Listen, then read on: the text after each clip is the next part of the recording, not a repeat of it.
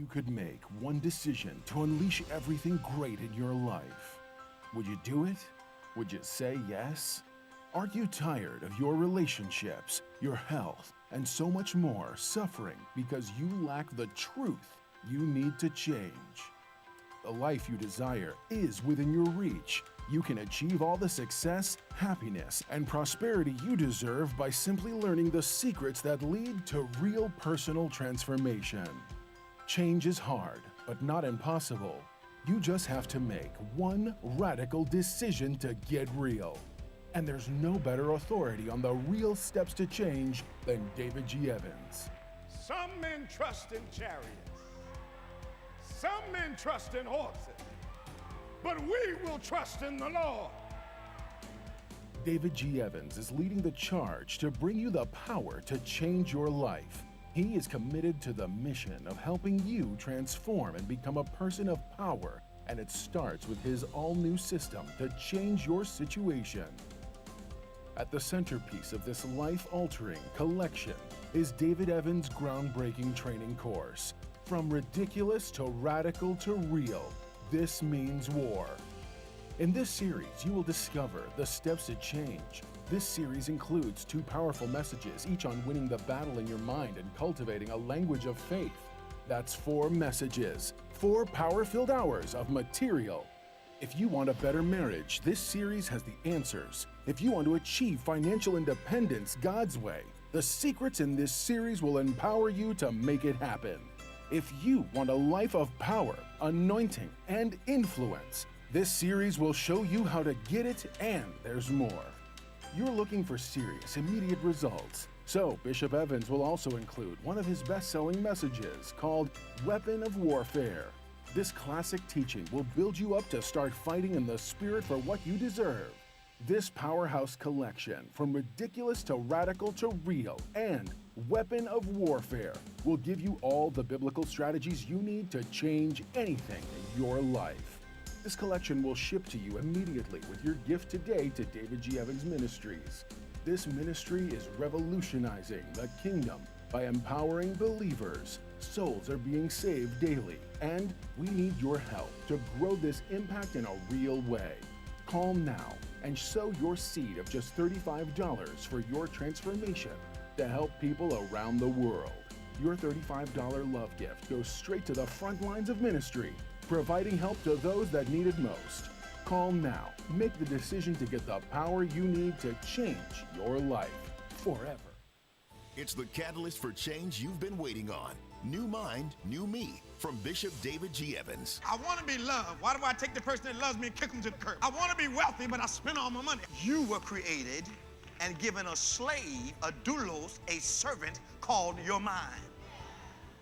Your mind is out of order when it questions your commands. If you are ready for true transformation, Bishop David G. Evans would like to bless you with the New Mind, New Me 4-message DVD set. Order today, and you will also receive Bishop Evans' national best-selling book, Healed Without Scars, as well as the Healed Without Scars music CD. My mind's going where I tell it to go. It'll never go back. It's my mind. It's going to do what I say. All yours when you visit our website or call 1-800-591-8480 today. Be prepared to watch a new you emerge.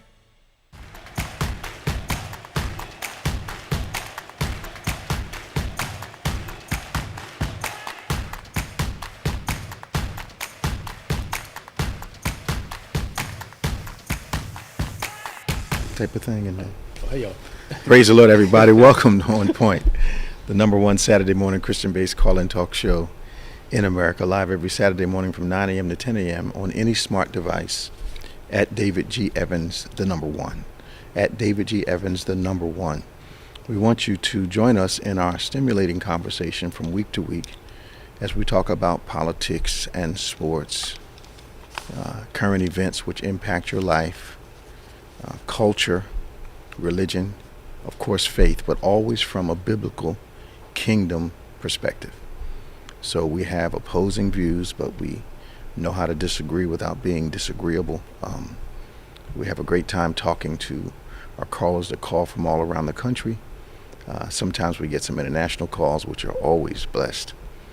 But we want you to join us today as my world-famous co-host, Pastor Nick, is here. How you doing, man? I'm doing okay. You can give us a call at 866-743-8267. That's 866-743-8267. That's 866-74-EVANS. Give us a call.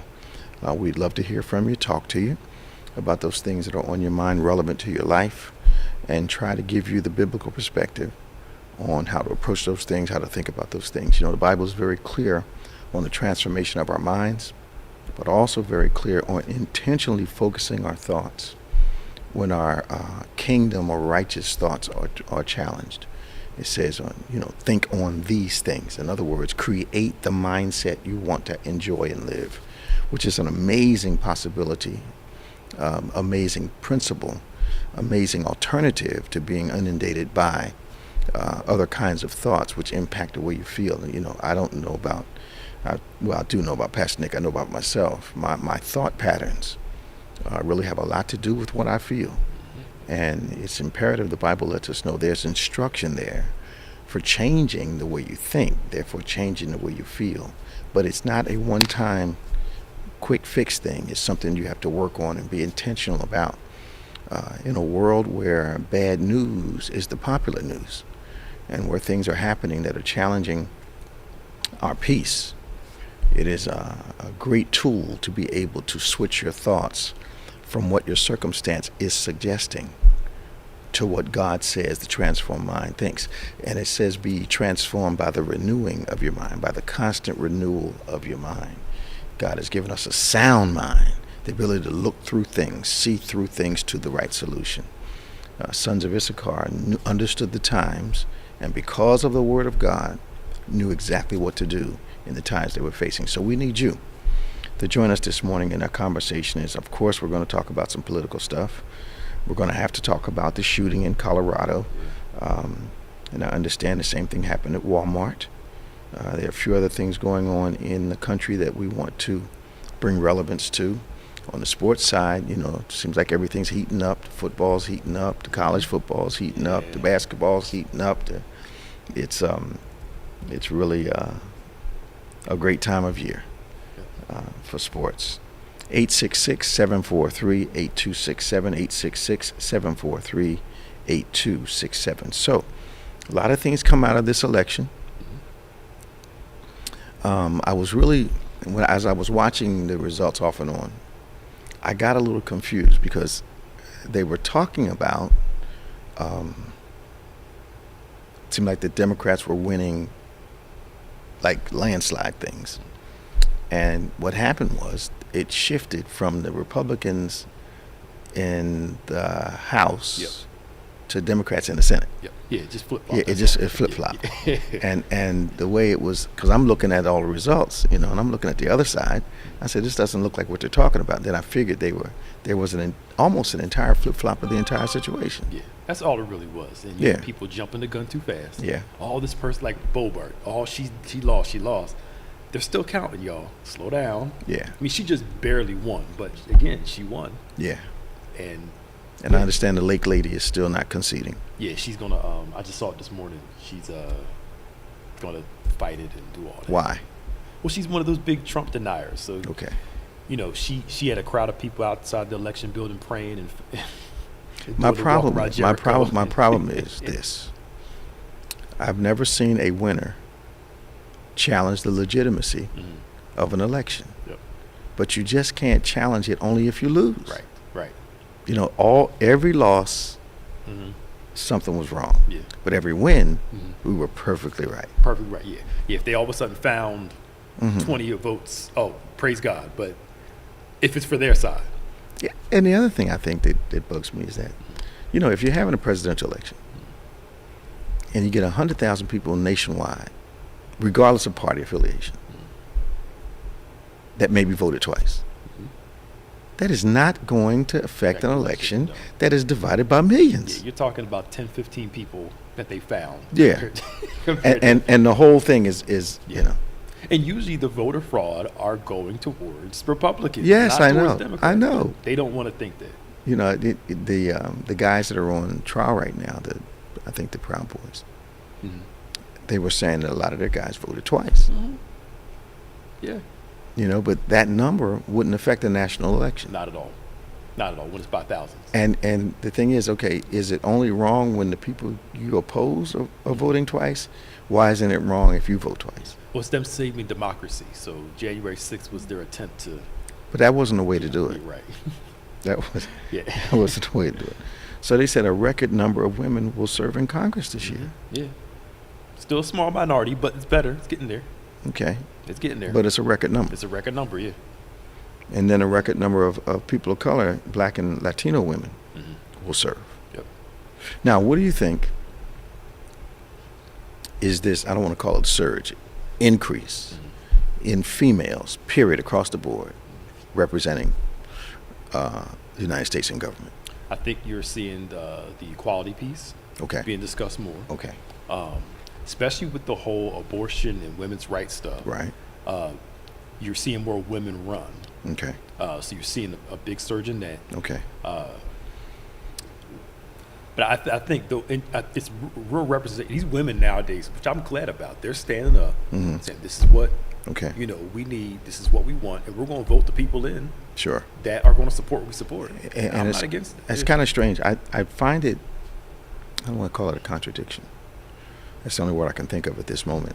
I find it strange when certain women get into office and all of a sudden start to approach politics almost in a traditional male kind of point of view. I mean, just things that are detrimental to females, they start voting for. I find that to be amazing. Yeah. I mean, from what I understand, well, you know, you've been around. Yeah. The cesspool of our politics. It doesn't. The person doesn't change the pool. The pool changes the person. Yes. You jump in the swamp, you get the swamp on you. Yeah. Okay. Basically that. Okay. But what amazes me too, like we see it in like slave shows or like Handmaid's Tale, like different kind of shows, how people in the oppressed crowd continue to help the system of oppression. Yes. Because they feel like, well, I'm an oppressed, but I'm not like these people that are being oppressed. Well, yeah, it's that old. When I was serving one of the state's commissions, we would get to a, voting something that was millions of dollars. And I had to bring up at a meeting, I said, we've got a couple minority contractors. I said, but they're not bringing other minority contractors to the table. So, the commissioner, the head commissioner asked me what I think that's about. I said, well, they're getting to the upper floor and pulling their ladder up. Yep. I said, and that's wrong. I said, so since we see that repeatedly, it's up to us to reinstall the ladder. Yes. Yeah. And we take it back to ours. For some, the field slave versus the house slave. I'm still a slave, but at least I'm in the house. Yeah. I'm not like y'all. Yeah. But it amazes me how selfish we can often be. Well, I think what we have to guard ourselves against is once we reach a level of success, and I was kind of glad that the Lord led me to that whole thing on success and prosperity on Sunday, and how that needs to be shared, especially among people in the body of Christ. We need not get to a position and then stop speaking to everybody around the office, and then pull the ladder up so no one else gets an opportunity. I just think we need to.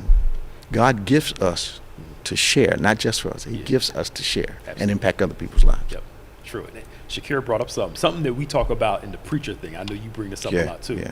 So she said women are constantly taught that to reach certain levels of leadership, they have to forsake their femininity and model male behavior. So that era where most of the female preachers preached like guys, because that was the thing. Well, there's still a lot of that. Yeah, you're seeing a little more ones that can be. Yeah, but there's still those ladies are few. Yeah, and they're gaining popularity, and I see a subtle shift. But I don't see the recovery from. It's going to get me in some trouble, but this is what I observe. I don't see the recovery from a victim you hurt and you're staying hurt, and you know your problem is everybody else's problem but yours. You know, there's a few of the one, and I know a group of them. A few of the ones that are I know the aggressive preaching ones. I know the ones that are maintaining their femininity and not trying to preach like men, because that's what it was like. Yeah. And we went through an era where the women that preached more like the males were considered the better preachers. Yes. And you're right, they forsook their femininity, like when you talked about when you worked at the bank. Absolutely. With the box. Yeah, absolutely. Absolutely. You know. Yeah. In order to fit in, and not realizing that no matter what you do, to some people you still just a woman, you still just this. Yeah. No matter how hard you fit in, they never really accept you. Well, and here's the thing. So, and maybe some of our listeners don't know about the example I gave when I was working in banking. You know, we were talking about equality in the office, and I think I may have been the only minority in the office. So everybody else was not black, and there were no other people of color in the office. And equality of pay came up one day. And I said, and I'm summarizing so we don't have to draw this out. I said basically, you know, you've got the money, but you've given up who you are. Yeah.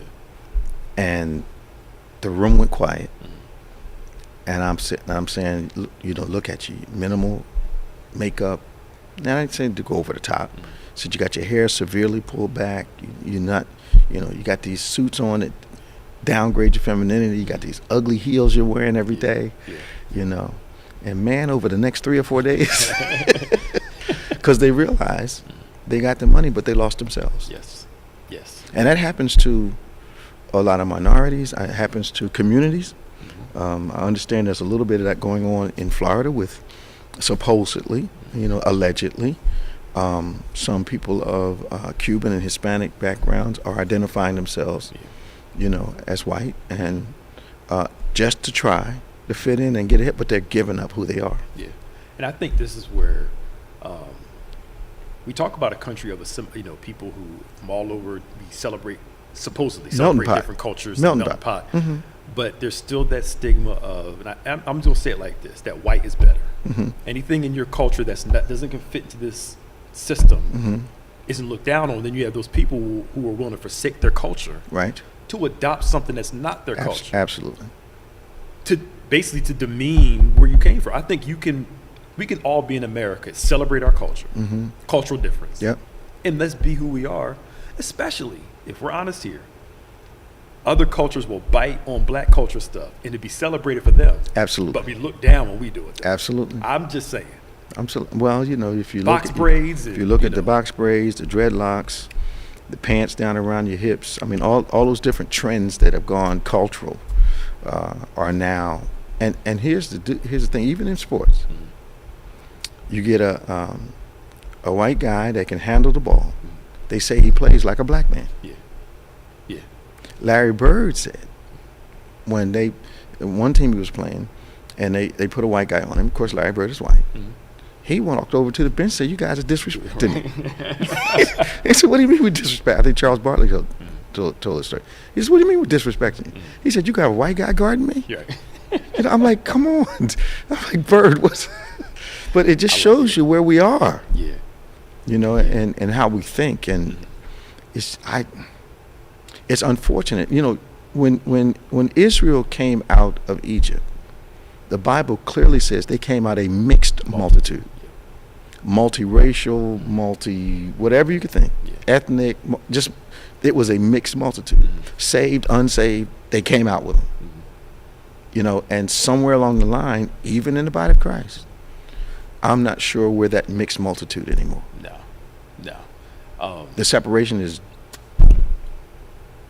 painful. Yes, it is. And we're all for maintaining your cultural identity while assimilating or bringing other cultural experiences. But like we talk about, there are so many black churches that lost their identity because somebody told them how you do it is emotional, it's wrong. Yep.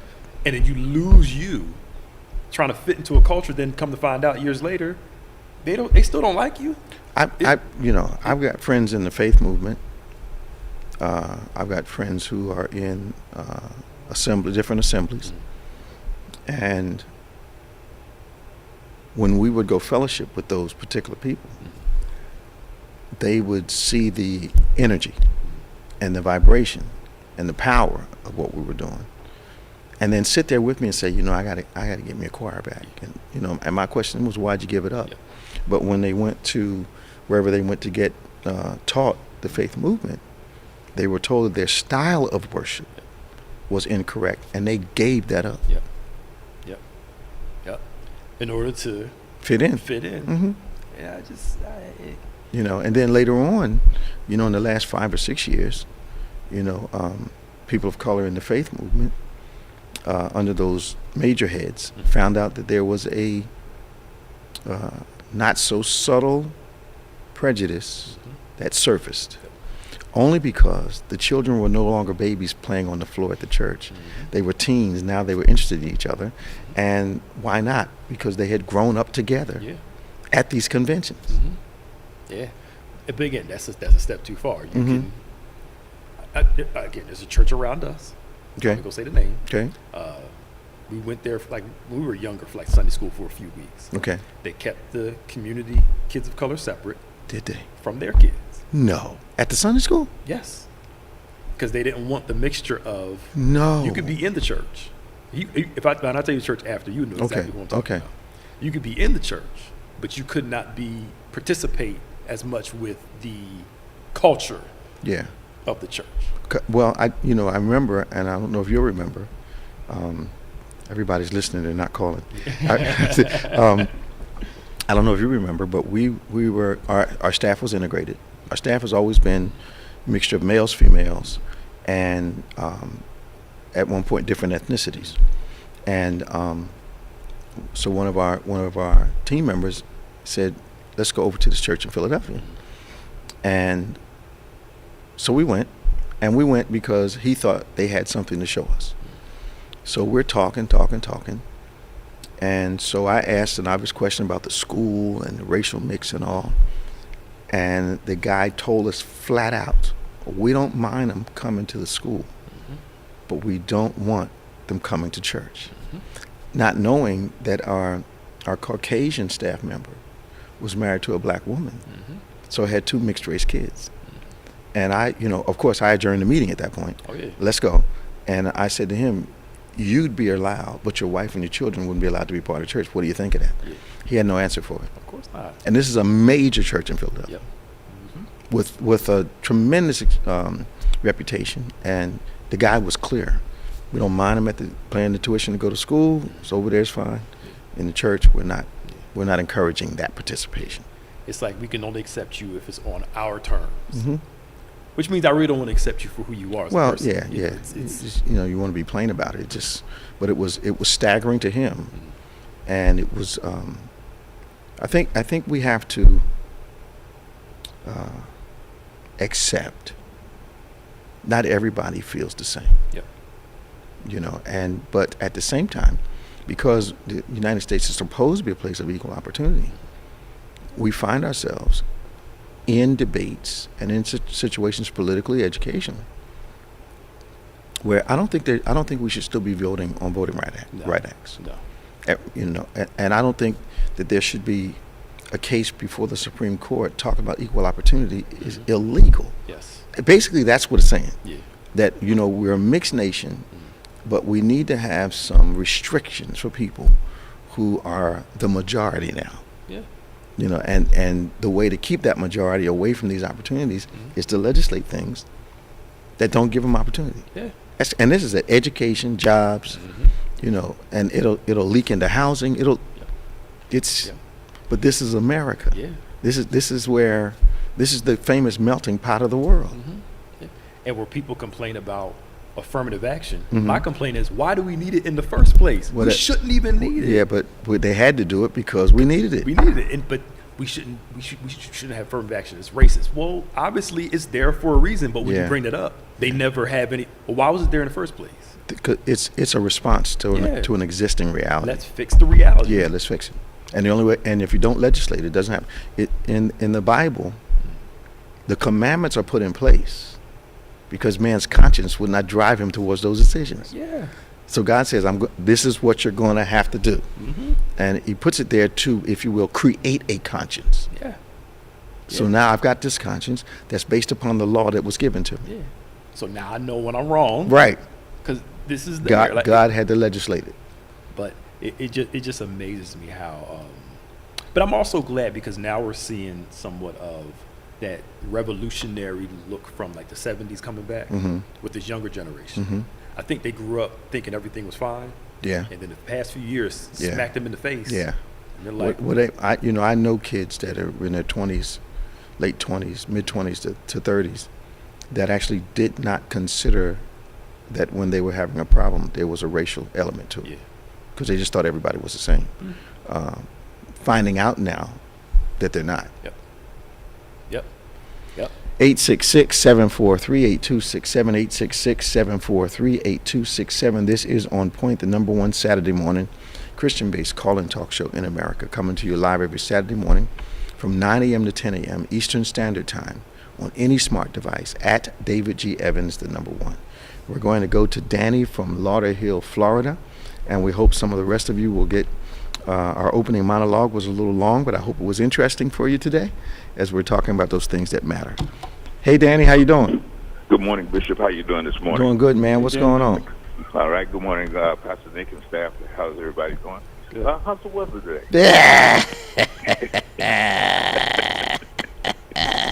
it is almost December. It is almost December, isn't it? Yeah. Yes, it is. How you doing, man? What's happening? Talk to me. I'm going to have a beach day. I think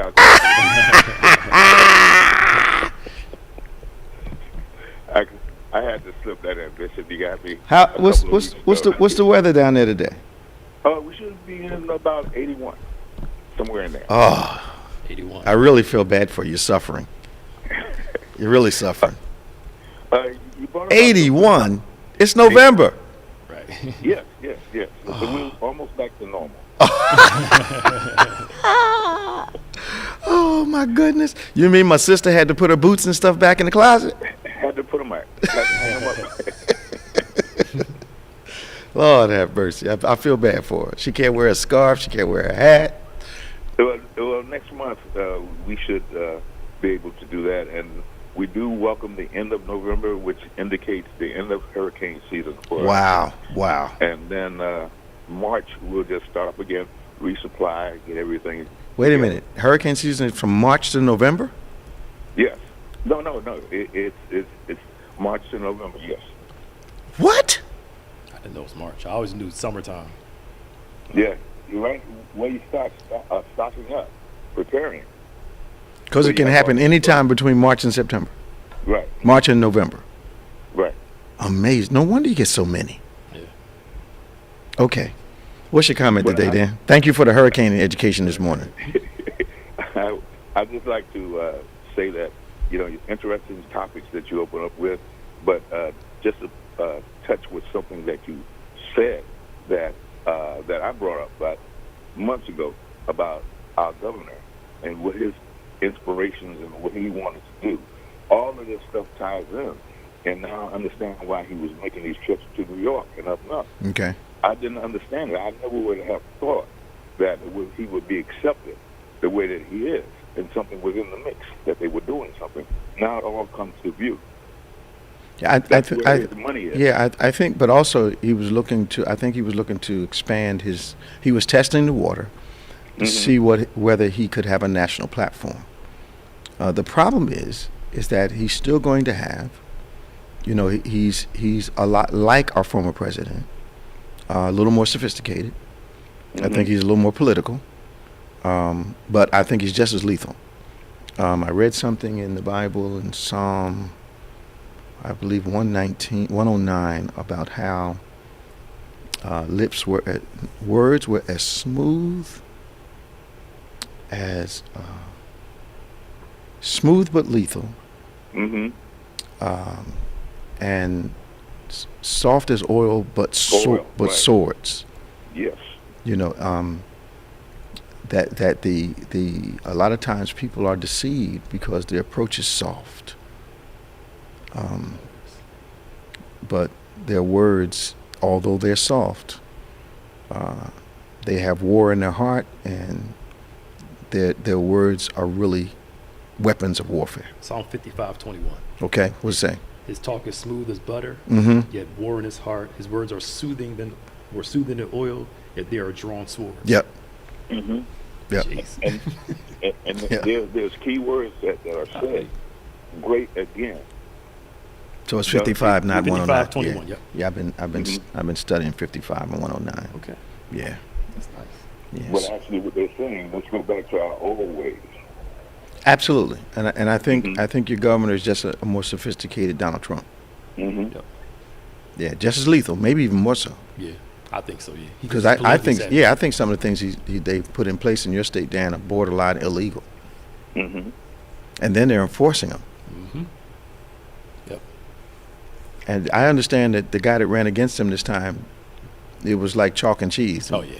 Yeah. Yes. Because everybody thought, he got him because DeSantis didn't do good in the debates. The guy ate him up in the debates. Oh, but did he? Yes. From what they Uh-huh. say, DeSantis always loses debates, but he always wins the elections. He's not a good debater, but But he's a good campaigner. he's a good campaigner. And People Okay. like him. Okay. But also they only talk to certain groups of people like Miami-Dade County. Well, they went to their Ignored base. the rest. Right. And Yeah. then they redistrict areas in the north. I heard about that.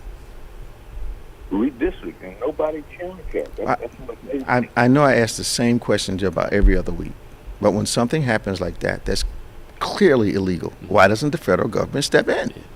Yeah, they got to take it to courts and do all. They did it in North Carolina. I'm surprised they didn't do it in Florida. It doesn't make any sense. How do you know? See the tactic, and here's why can't the federal government in that kind of case move quicker or as quick as the thieves? I mean, somebody's breaking in your house, you jump up out of the bed. You don't start saying, "Who is it?" Right. or wait till morning. Yeah.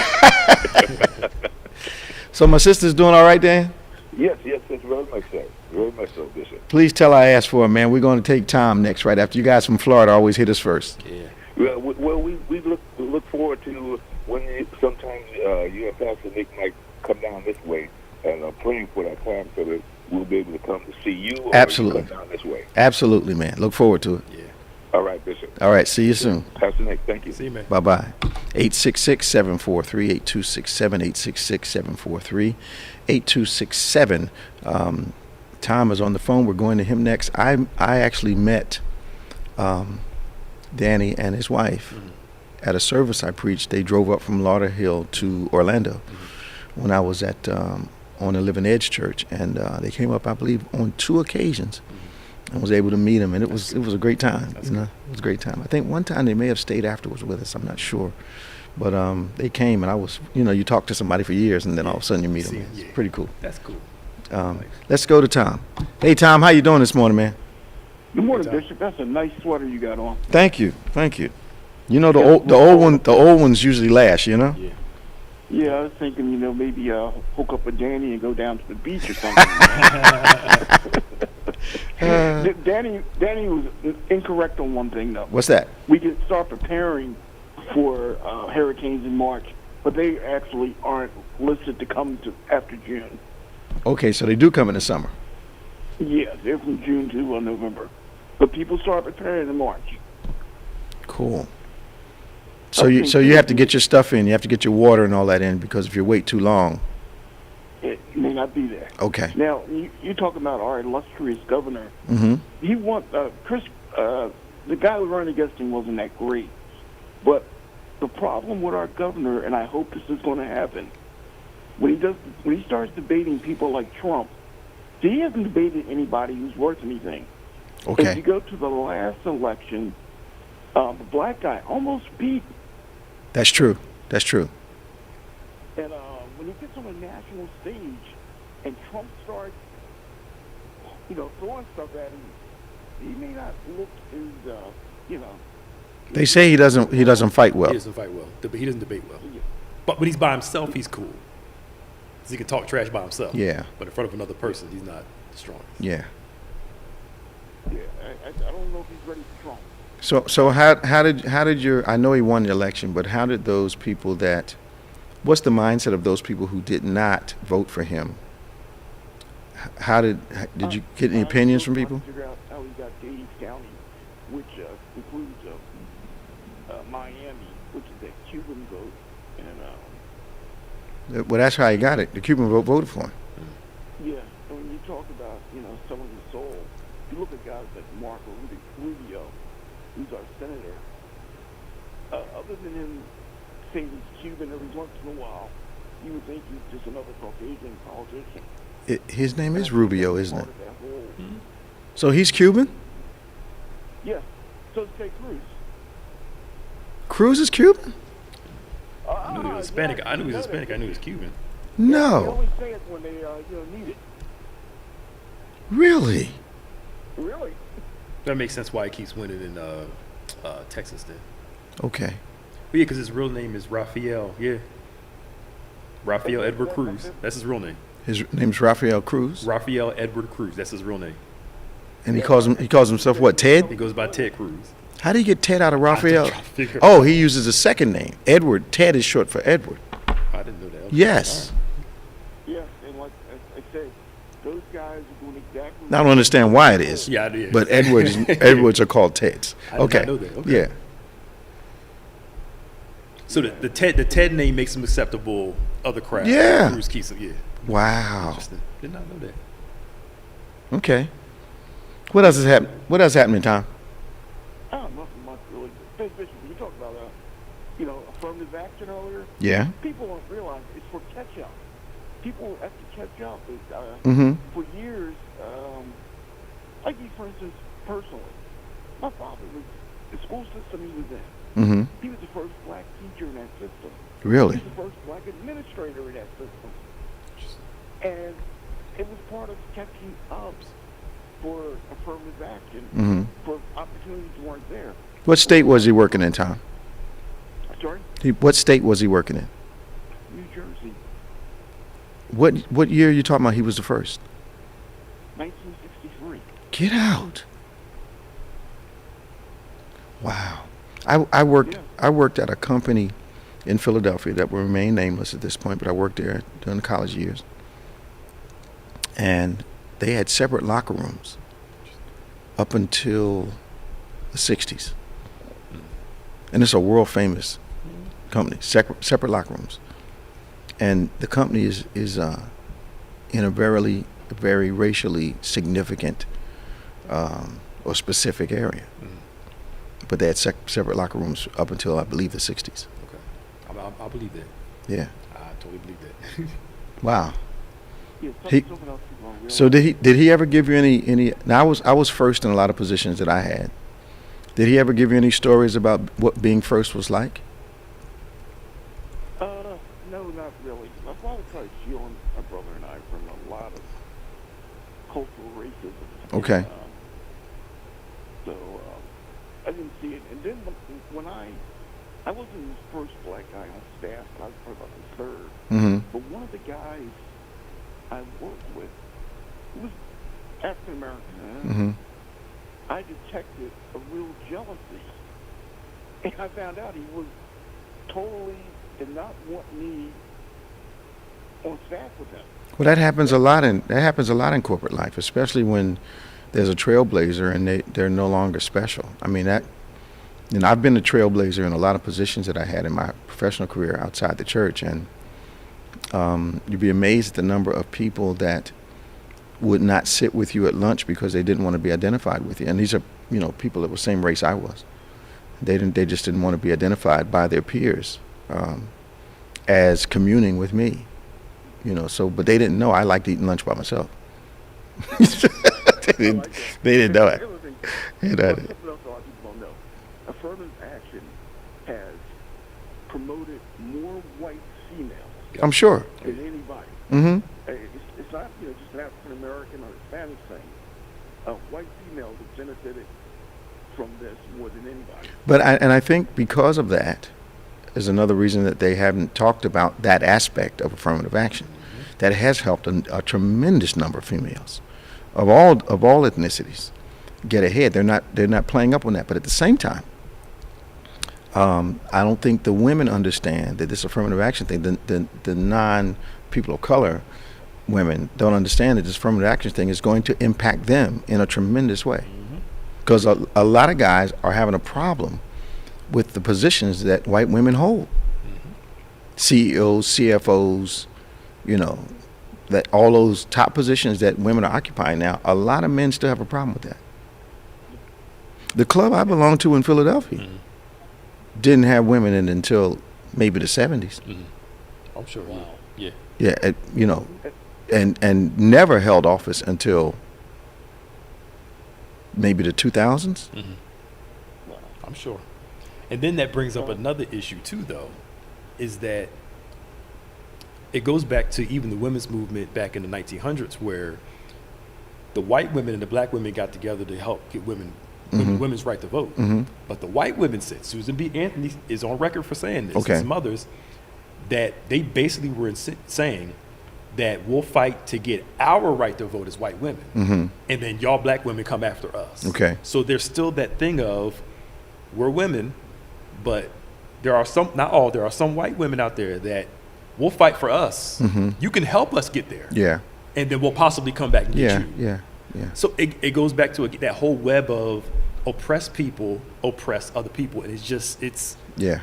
We tend to, I don't know what happens to us. Like you would think that you see more white women say, okay, let's bring some more minority black women up here, Spanish, but you see it from some. And I tell you what it's about. Yeah. You got to picture a shelf, and there's only room on that shelf for certain vessels. Yeah. And people are fighting like territory to maintain their space. It's like that in corporate life. Yeah. It's like that whether you're male or female, whether you're black or white. It's like that in ministry. Yeah. There's only so much room at the top, and they're fighting to hold on to it. Yep. And forgetting about the folk that helped them. Absolutely. Yeah. And that's crazy. You guys, when you open the show, you're talking about women in ministry and women in politics. I went to a graduation a couple years back with my ex, and she was getting her master's in computer science. And it was up at the Meadowlands. And what I noticed was that, first I said, man, there's no black guys, no brothers out there getting a graduate degree. And it was Rutgers, NG, it was like 4 different schools. That's how they do it. Saves money. Yeah, so I'm like, man, and then I noticed I didn't see any white guys getting a master's either. I saw some Asian guys. It was mainly women getting their degree, grad degrees. And then when I went to PhD, I didn't see any men at all, other than Asian guys. So I think we see a lot more women going towards politics and other things just because of the education level. Well, I think a lot more women overall are getting education. Yeah. And I don't know why. I don't know whether it's lack of opportunity or lack of interest, but it's decided. I remember when I used to go on public transportation, and we're going to get to you right now. I remember when I used to take public transportation to work, and the train and the bus, 70% female. Yep. On the way to work. Yeah. Wow. When they say I gotta find the book and read it. It says it's a great book. It talks about the boys' crisis in America. Okay.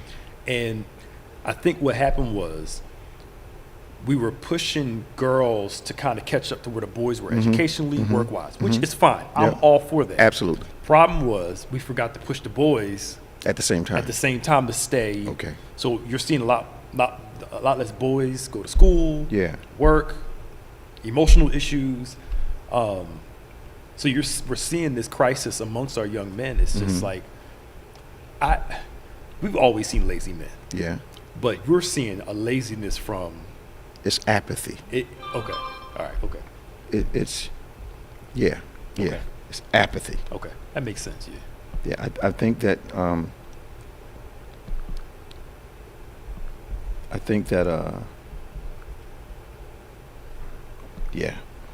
I think we're in a place where the drive has seemed to have left us, and You know, when I was growing up, if I didn't have enough money, my next thought was, I need another job. Yeah, let's go work. Yeah, yeah. So I'd go work 3-4 days a week somewhere else, or I'd tell my boss, whatever you wanted. Yep. You know, you need somebody for overtime, work an extra shift. I'm ready. Yep. And then when they gave me the opportunity, I did it. Mm-hmm. But I'm not sure we have that same drive now. No, it's lessening and lessening, which is sad to see. Yeah. Tom, we got to go, man. We're going to go to Lucy. Take care of this. All right, talk to you now. Bye-bye. Hi, Lucy. Welcome to On Point. Good morning. Hi, Bishop. How are you this morning? Good. Doing all right. Thank you for calling us. And good morning, Pastor. Good Nick. morning. What I want to talk about or be thankful for is I looked at a presentation by Reverend Tiff about mental health during the holidays. Mm-hmm. I thought that was very, very excellently presented and Okay. was on time. And I hope a lot of people would take the opportunity to, look at that when they're not doing anything else or looking for some, inspiration during this time of the year. And then the second thing I want to thank Pastor Nick and Reverend Tiff for the presentation that they did on the linked couples ministry. Mm-hmm. It was excellent. Again, like I said, nice presentation, and I'm looking forward to seeing part 2. Even though I'm not a couple, it still applies. Yeah, I think when you have principles, a lot of principles just apply to life. Yes. And because our philosophy a long time ago was, you used to hear people talk about Christian husbands and Christian wives, Christian sons and Christian daughters. And it was as though becoming a Christian would make you a good son, good daughter, good husband, good wife. And we realized a long time ago, you can only be a good something as strong as you are a Christian. So we started focusing on the discipleship of people, realizing that the stronger your discipleship is, the greater somebody you'll be to somebody else. Right. But historically, they teach to titles, not to people. Right. So I want to give that commercial to everyone who's listening on OnPointe. Please look up those 2 presentations. You got them, Pastor Nick?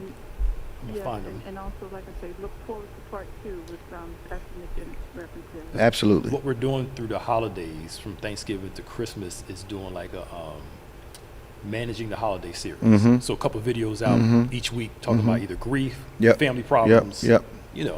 All that kind of thing. So just look out for them. Great. Okay. Thank you for calling, Lucy. Okay, you're welcome. Take care. God bless. Bye-bye now. 866-743-8267, 866-743-8267. This is On Point. We're going to Scott from Vineland. Good morning, Scott. How you doing? Good morning, Bishop Evans, Pastor Nick. What's going on? Hey, man. What's your comment today, man? What's that? What's your comment today? Comment on, of course, Mr. Trump again. How is, it may sound dumb, I probably know the question, but all the stuff he did, during COVID and all the other mess, how is he still able to run? He's walking around scot-free. This is probably a question from Naya, too. But they locked Bill Cosby up, and all they heard was because he wanted to buy NBC. But how is Mr. Trump still able to run for president again after all the mess he's done?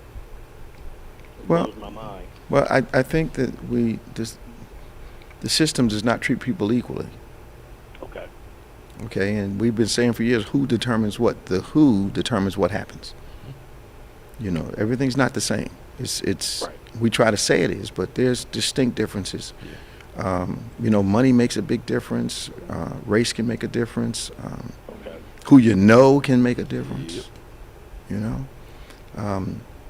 If you can afford good representation when you go to court, you got a better chance that if you can't afford good representation, it's not equal. Right. Okay. It just blows my mind. And of course, we all know whatever Bill did, he might have been right or wrong, but No, he wanted to buy NBC. No, that wasn't the only thing he was able to. He just was. I don't know. Okay. He did some stuff Okay. that a celebrity shouldn't have to do, but and people waited to talk about it, But I think that the NBC could have been the catalyst. But I understand these things have been, But he's out of jail, He's out right? of jail, yeah. Okay. I don't hear much about him anymore. Nah, he was saying some stuff earlier, and I guess somebody told him to shut up, and he just kind of would. Well, he needed to be quiet. Just be quiet. He needed to in be the corner somewhere. Okay. Yeah, he needs to be quiet. How you doing, Scott? You good? Love you guys. Bishop Leon was up here. He sends his love. He went back yesterday. Leon was up? Yes, sir. Tell him I said hello, please. I definitely will. Peace. God bless you. All right, talk to you now. So, what did you think of the Supreme Court allowing Trump's tax record to be sent to Congress? What did you think about that? Did you expect it? No, because it kept blocking it all the time. Either there's nothing there, which I doubt that, or I don't know, because I mean now that he put his campaign out that he's going to run for office. Okay. Now we're seeing Justice Department going to start doing this. Tax is going to be released. Yeah, I think they're trying to stop him from. Yeah, because anybody can run for president. Yeah, no matter what. Don't matter. You could be a murderer and run for president. Yeah. But I think they hitched their wagon to him. They realized they got what they wanted, but with the consequences, now they're. You brought up the fact that the evangelicals are now trying to say that they were duped. Yeah, some of them are saying we were duped. Yeah. They weren't duped. No. They knew. I think I still have the tape that was sent to me by one of the evangelicals that I know. He was at the meeting where, if you do this, I'll do that, was the agenda. Yeah. So they were under no misconception. It was an agreement. Oh, yeah. You give us this, and we won't say a word when you mess up. Yeah. And they were deathly silent. Yeah. Because if he won again, they'd be on his side. Absolutely. If midterms went fine. Absolutely. And a couple of the ones that I know, and they're not all evangelicals, some of them are Pentecostals, embarrassed themselves at such a level that I haven't heard much from them after that. Some of them, unfortunately, are still out here prophesying that God's going to overturn the election. Which election are they talking about? The 2020 election, that Trump really won, and God's going to reveal it, and he's going to. They're literally still prophesying this mess. They're not letting it go? They're not letting it go. Some of them are like delusional. And what bothers me is I know 2 or 3 of these people. Yep. But, unfortunately for me, being a guy that really likes people, all kinds of people, and has all kinds of, acquaintances and friends around the world, it pains me that some of the people that I thought I knew had these very intense, hidden opinions, and I'll use this about me because, I'm an African American man, so you can't have it about everybody else and not have it about me. Yep. So I just, I'm not an exception that makes me another ethnicity. Yes. Yep. And some of the guys that I know that I've been going to fellowship with for years really showed themselves during this time, and they are not backing down. They are not. But it tells me they were willing to spend the relationships that they had, which really they weren't that important. It just showed me more in their lack of faith, their fear or whatever, of using this politics, quote unquote, to get God's will done on the earth, which I think anytime we see the marriage of church and state, it always ends horribly. Well, they're supposed to be separate. They're not supposed to be, we're not supposed to be influencing government. And they're not supposed to be influencing religion. Yeah. They got, it's crazy how, I think most of it goes back to, they got so scared because a black man became a president. Yeah, it was a reaction. You're right. They just went all the way to the other side. You're right. Because again, before that, Barack Obama had the family thing they all talked about. No, he checked all the boxes. He checked all the boxes. All the boxes. But the fact that he was a black man, because they didn't do it with Clinton, they didn't do all, He checked all the boxes. That's the only thing I can Great family, great image. Church. Education, church, socially involved. He checked every box that we should have, as a nation, said, here you go. Yeah. The only thing standing in the way was the way they looked. Yeah. And it's not this whole he was the most left president. No, he wasn't. No, we he all wasn't. know he actually got on the left nerves because he was so centered, which I think he should have been. Well, he's supposed to be president for everybody. Yeah. It says United States last time I read it. Yeah. Okay. But we're at times it looks like we're electing officials who are presidents and congressmen and senators of divided states. Yeah. Oh man, it's 9:55. We didn't get to nothing. we kind of centered on. I wanted to talk a little bit about the shooting and all, but we can do that next week. Elizabeth Holmes got sentenced to 11 years. Yeah. That was a big scam, man. That was a huge scam. She looks. You know you got that eyes thing. Man. She's off. She's off, man. Yeah, Elizabeth Holmes and the Theranos. Yeah. And that was entirely smoke and mirrors. Absolutely. And they told her your stuff don't work, and she just kept pushing it. Mm-hmm. That money, that drive to succeed, just. I wonder how she thought she was gonna get away with it. Yeah, eventually something was going to. But she looks delusional to me. Well, in order to hustle people, you got to think you're the smartest person in the room all the time. Yeah, that's true. You can't go in there thinking they're not going to believe me. Yeah, right. You know, you can't do a Moses. Yeah. Who shall I say sent me? Who shall I say believe me? Who's going to believe me? You can't do that. Yeah.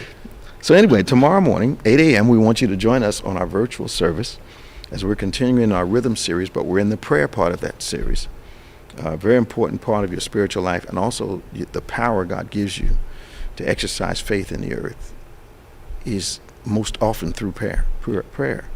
So we want you to join us 8 a.m. for our virtual service. We're having a tremendous time in worship and praise and word. And then 11 a.m. we're indoors. We're live, in person, indoors, here at the church. For those who have registered for this service this week, you're doing a great job. We are controlling the numbers, steadily going up every week, trying to make sure our system is working properly. No one's getting sick. We're having a very safe, wonderful time praising the Lord. We want you to get ready. Our New Year's Eve service we're going to have will be in-house. There'll be no more than maybe 800, 900 people in the building. So when you see that notice, you want to jump on board and register. Make sure you're vaccinated so we can come to church and not worry about catching something while we're sitting here trying to give God glory. Registration for next week's service starts 6 o'clock tomorrow. 6 o'clock Sunday evening, registration for the following Sunday. If you have a prayer request, email it to us at social@go2bethany.com. social@go2bethany.com. Remind you to subscribe to David G. Evans 1 and BBC of NJ on YouTube.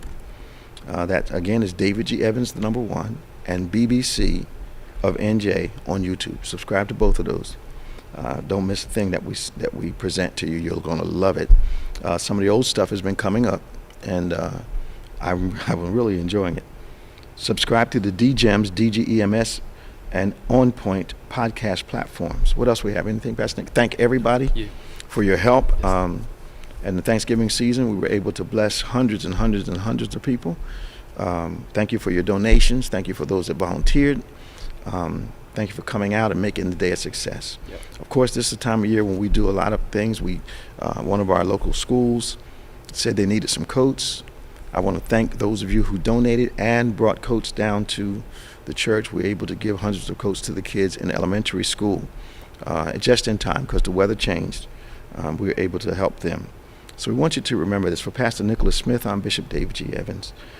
This has been On Point. We call ourselves the number 1 Saturday morning Christian-based call-in talk show in America. We are enjoying our time with you. Pastor Nick, you have anything else that you want to talk about? No, just a Bible study. That's December the 7th. December the 7th is our first one. First one in person, so about 2 weeks. First in-person Bible study. Yeah, and we'll do the registration for that. Yeah, registration for that. And for those of you that are wondering why we're doing it, we're staging gatherings. So we're having our Bible study in our evening. We'll see how that goes, see how we're controlling the crowd and the atmosphere, making sure people are not getting ill. Then we'll stage in our noonday Bible study and just we're taking our time to keep you safe. Don't become frustrated because we're trying to keep you safe. Well, I'm everywhere else. I'm at the Walmart.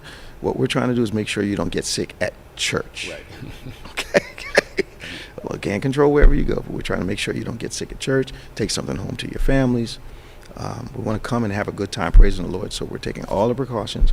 And in case you haven't seen it or heard it, we're having an incredible time in worship and the Word prayer. The atmosphere is just electric. Yep. We're so glad you're joining us. Well, for Pastor Nicholas Smith, I'm Bishop David G. Evans. Remember, faith acts like a thing is so, even when it's not so, that it might be so. We'll see you next time on On Point.